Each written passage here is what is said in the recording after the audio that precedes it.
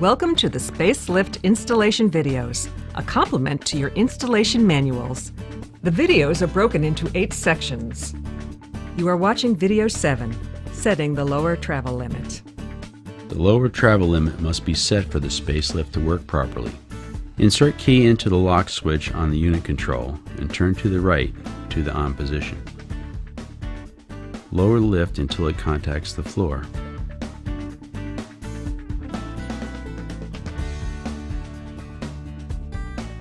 Wait 15 seconds for the slack sensor error to clear. You can refer to the page 2 of operating instructions for the chart on this code and all others. The following sequence sets the bottom limit. Turn the remote key to the off position. Press and hold both buttons and return the key to the on position. Release both buttons. Arrows will flash red 3 times. Press the down button to set the bottom limit. Both arrows will flash red 3 times.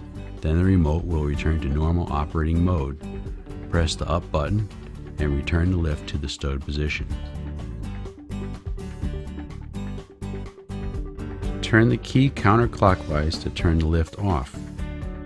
If the lift is stopping at some inconvenient height and showing only the up arrow on the key lock control, the bottom limit can be restored at any time to the maximum vertical travel limit by the following method.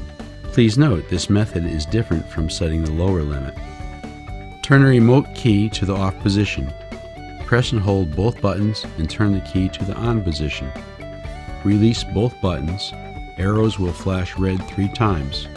Press the up button to clear the bottom limit. Both arrows will flash red 3 times. Then the remote will return to normal operating mode. Press the up button and return the lift to the stowed position. Please note, you must now reset the bottom limit. Please refer to the SpaceLift operating instructions for other programming questions.